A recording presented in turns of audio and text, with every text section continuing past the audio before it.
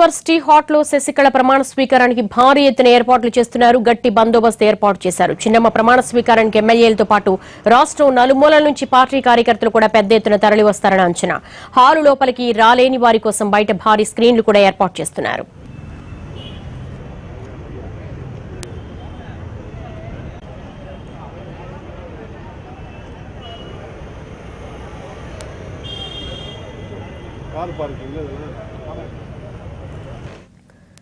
Madras university హాల్లో శశికళ ప్రమాణ స్వీకారం ఏర్పాట్లకు సంబంధించి తాజా సమాచారం మా ప్రతినిధి దినకర్ అందిస్తారు. తమిళనాడు 21వ ముఖ్యమంత్రిగా అలాగే తమిళనాడు 3వ మహిళా ముఖ్యమంత్రిగా శశికళ నటరాజన్ మరికొద్ది గంటల్లో ప్రమాణ స్వీకారం చేయబోతున్నారు. దానికి సంబంధించినటువంటి ఏర్పాట్లు కూడా ఆగమేఘాల మీద రెడీ అవుతున్నాయి. అలాగే ఆ ఏర్పాట్లకు సంబంధించి అధికార గణం కూడా పూర్తి స్థాయిలో బిజీగా ఉన్నటువంటి పరిస్థితి ఇక్కడ మనకు కనిపిస్తుంది. ప్రస్తుతం ఏదైతే ఈ యొక్క మద్రాస్ యూనివర్సిటీ ఉందో ఆ యూనివర్సిటీలో మనం యూనివర్సిటీ ఆఫ్ సెంటినరీ ఆడిటోరియం యొక్క ప్రాంతంలో ఉన్నాం.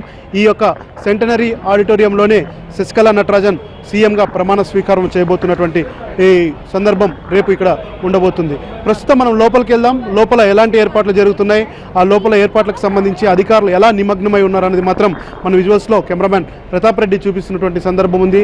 ఉన్నతాధికారులు అధికంగా పోలీస్ అధికారులతో ఈ ప్రాంతమంతా కూడా భారీ బందోబస్తుతో నిలిచిపోయిందని చెప్పవచ్చు. జాగిలాలు ప్రత్యేకమైనటువంటి ఇది చేస్తున్నారు. మనం ఎదురుగా చూడొచ్చు ఏదైతే ఉందో ఆ స్టేజ్కి సంబంధించి కూడా ఏర్పాట్లు భారీగా జరుగుతున్నాయి. మొత్తం అన్నాడీఎంకే పార్టీకి సంబంధించినటువంటి కలర్స్తో యొక్క స్టేజ్ కూడా తయారవుతుందని చెప్పొచ్చు.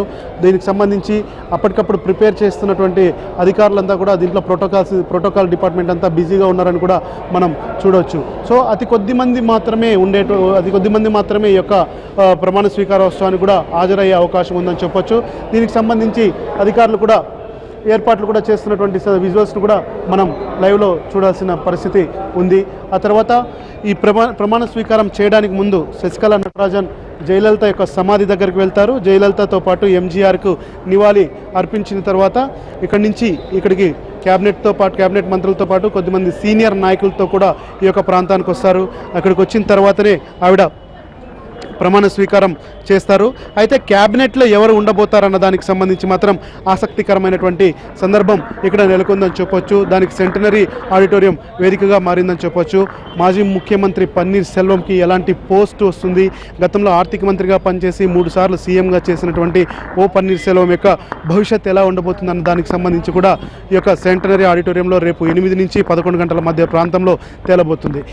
ఇక్కడ చూడొచ్చు మనం, ఇక్కడ లైట్ల దగదగ మధ్యలో మద్రాస్ యూనివర్సిటీ అంతా కూడా వెలుగులతో నిండిపోయిందని చెప్పొచ్చు. అధికార గణం అంతా కూడా ఆయా పనుల్లో బిజీగా ఉన్నారు కూడా ఉన్నటువంటి విజువల్స్ను కూడా మనం చూడవచ్చు.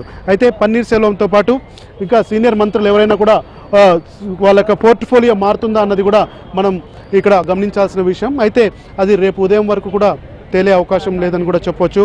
అయితే తమిళనాడు ముఖ్యమంత్రిగా ప్రమాణ స్వీకారం చేయడానికి కొన్ని గంటల ముందు వ్యూహాత్మకంగా ఎవరైతే జయలలితకు ట్రీట్మెంట్ ఇచ్చిన డాక్టర్లు ఉన్నారో వారితో ప్రెస్ మీట్ పెట్టించి ఎలాంటి రాజకీయపరమైనటువంటి ఒత్తిడి లేవని చెప్పి కూడా వాళ్ళు ప్రకటించడం జరిగింది. ఇదే తొలి విజయం అని కూడా శశికళ వర్గం భావిస్తుంది. ఎందుకంటే ఇప్పటికే జయ మృతిపై అనేక అనుమానాలు ఉన్న నేపథ్యంలో లండన్ నుంచి డాక్టర్ రిచర్డ్ జాన్ బీలేని తీసుకొని వచ్చి ఆయన ద్వారానే ఇచ్చినటువంటి ట్రీట్మెంట్పై పూర్తి స్థాయిలో ఒక వివరణ ఇచ్చిన నేపథ్యంలో శశికళ ఇక్కడ సక్సెస్ అయిందని చెప్పి కూడా రాజకీయ విశ్లేషకులు భావిస్తున్నారు. అయితే రానున్న కేసులు ఉన్నాయి, ఆ కేసుల్లో ఎలాంటి తీర్పు వస్తుందన్నది, ఎందుకంటే మరో వారం రోజుల్లో సుప్రీంకోర్టు కూడా జయలలిత అక్రమ ఆస్తుల కేసుకు సంబంధించినటువంటి తుది తీర్పు ప్రకటించబోతున్న నేపథ్యంలో ఎలా ఉండబోతుంది శశికళ నటరాజన్ యొక్క భవిష్యత్ అనేది మాత్రం ఇప్పుడు ఆసక్తిగా మారింది. జానకి రామచంద్రన్ మాదిరిగా దాదాపు 22 రోజుల వరకు మాత్రమే సీఎంగా ఉంటారా, లేకపోతే ఈ 4 సంవత్సరాల పాటు శశికళ నటరాజన్ సీఎంగా ఉండబోతారన్నది మాత్రం కాలమే సమాధానం చెబుతుందన్నమాట వాస్తవం.